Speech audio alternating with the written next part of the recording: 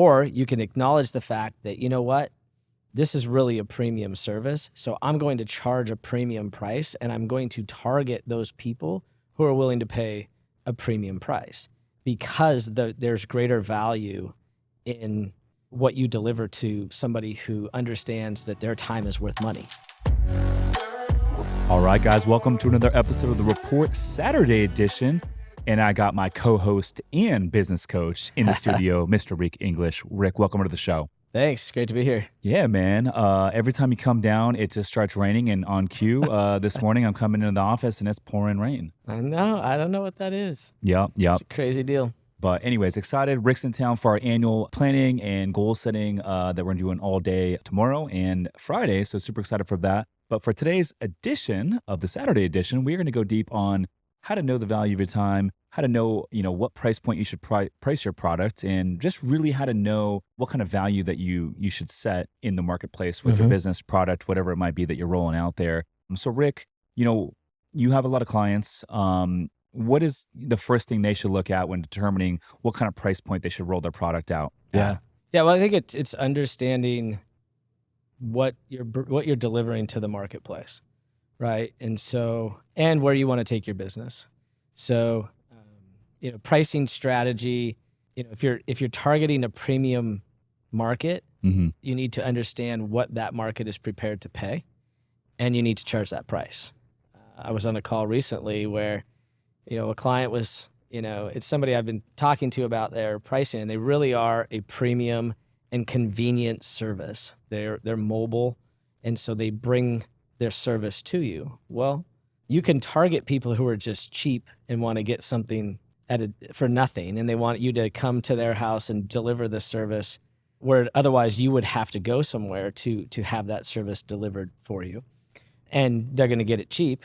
Or you can acknowledge the fact that, you know what, this is really a premium service, so I'm going to charge a premium price, and I'm going to target those people who are willing to pay a premium price because there's greater value in what you deliver to somebody who understands that their time is worth money. Right? And so in these guys' case, there's a couple of the guys that I'm working with together, and it's, you guys ultimately save people time and money, but the way you do it is by saving them time, you're saving them money. You're actually charging a higher price for what you deliver than if they were to drive and go get that same service. Right. But because their time is worth $500 an hour or $1,000 an hour or whatever it is, even if that means they're sitting watching TV, they don't want to have to go leave the house. It's worth it to them to pay you a premium. And so understanding who it is that you're serving and what they value, and then, pricing it. And the other thing about it is when you're setting your pricing, sometimes you got to try things out. In some of the things that you've offered through your mastermind, that your pricing strategy has adjusted. You try it, try one setup out or one set of pricing, and you make adjustments. It's the same thing when I was talking to these guys, and I talked to a lot of clients about, test it out. I've done it myself for my business. Is I started out at a certain price point because I wasn't quite sure what the market would bear. And, I'm on my 5th price change. Yeah. Right. So good problem to have. Yeah. It's a good problem to have. And you mean, should I have started higher? You could probably argue I could have started higher. Well, there was reasons that I chose to do things the way I chose to do them strategically. But, that really just figuring out who your target market is and what that market will bear, it requires some trial and error. Yeah, and also to your point, for the listeners out there, figure out with your product, what's the target? How much do you want to make this year?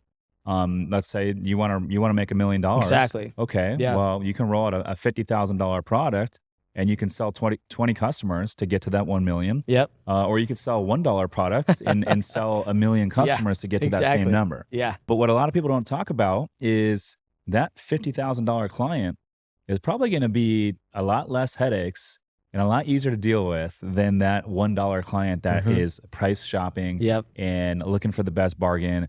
Often those types of clients are going to come to you with the most problems, the most questions, the most headaches, and will be the most time consuming. It's the same thing when we're raising money. The folks that write the bigger checks, they are often the ones that ask the least amount of questions, which I always welcome questions, but they respect your time the most. They take up the least amount of your time. And the ones that seem to take the most amount of time are the ones that ultimately typically don't end up investing because they just ask a lot of question over question over Yep. question. And they're the ones that can't make a decision. Yep. For me, when it's, raising money or bringing on new clients, whatever it might be, it's like, the ones that say yes, you win from, Yep. right? Because they ultimately become clients, they drive revenue, and there's a value exchange. The ones that say no, you gain time from, Yep. right? Yeah, But totally. the maybes, the ones that just ask tons of questions, they ultimately never make a decision. Right. Those are the ones that you don't get anything from. Exactly. Yeah, and I think one of the things I end up talking to a lot of clients about on the sales side is qualifying, right? And Mhm. you know this too, is through the mastermind experience that I experienced it, there's that qualifying process.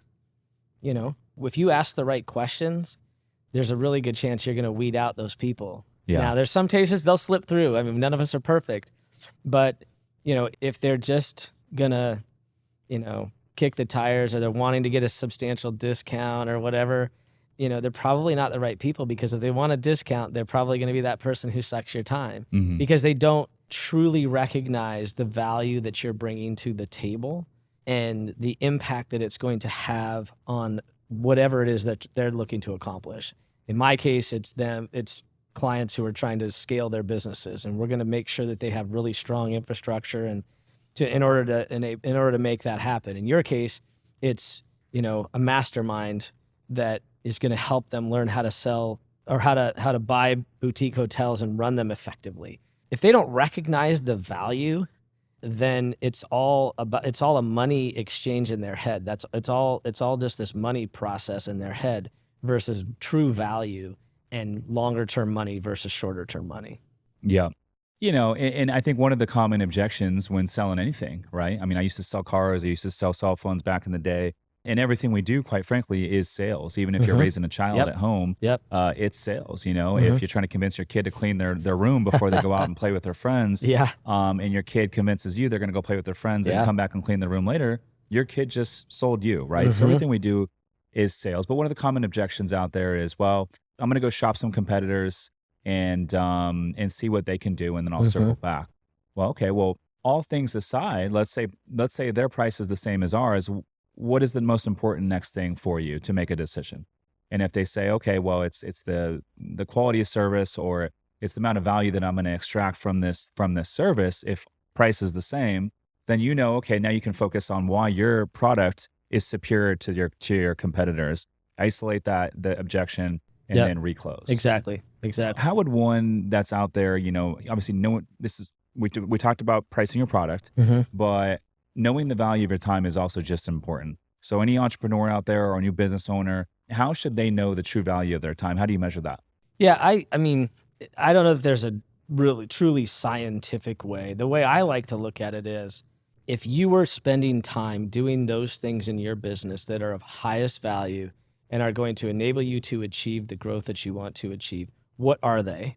And what is the financial impact that if you spend time doing those, the majority of your time doing those, as much as possible of your time doing those, what is the impact that will have versus, what is and then we could talk about the all the other stuff that you could do that's lower value. But if you can come up with a dollar number, right? If you said if somebody wants to grow $1 million business, well, you could spend a bunch of time while you're trying to grow your $1 million business doing all the day-to-day work of the business and not doing sales. You're not likely going to get to $1 million, or you're going to work Mhm. 18 to 20 hours a day.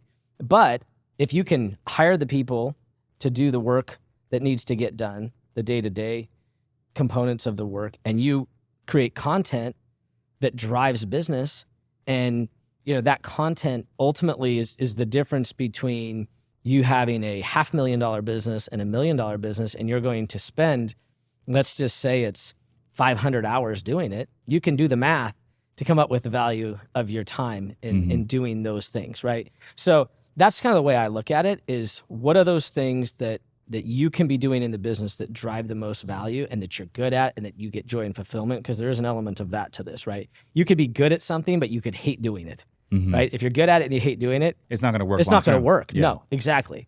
And so figuring that out and doing some math around it, using some reasonable numbers, you can come up pretty easily with a dollar amount for your time. It Yeah. should be like me. I bill for my time. I bill an hourly rate, whereas you don't bill an hourly rate. But we came up with a number. Just figuring out what that looks like. We came up with a number for your time. Yeah. Yeah, it's really your potential, and Yep. I think that number changes over time It does. as you Absolutely. do bigger things. That number is going to adjust. At one point I was making minimum wage. I think my first job was at a movie theater when I was 16, making $6.50 an hour. And now I can jump on a 15-minute phone call and raise 250,000. Yep. And so the number is always going to constantly change. Yeah. But I think it's very important to know the number at all times, and it's going to help determine which tasks you need to delegate out so you can reallocate that time to focus on your highest and best use, which should be where you're making the most money for the business. Absolutely. Yeah. Anyways, thank you, Rick. I think that concludes this edition of the Saturday edition. He's Rick English. I'm Rich Summers. Listeners, thanks for tuning in. We'll see you in the next one. Peace.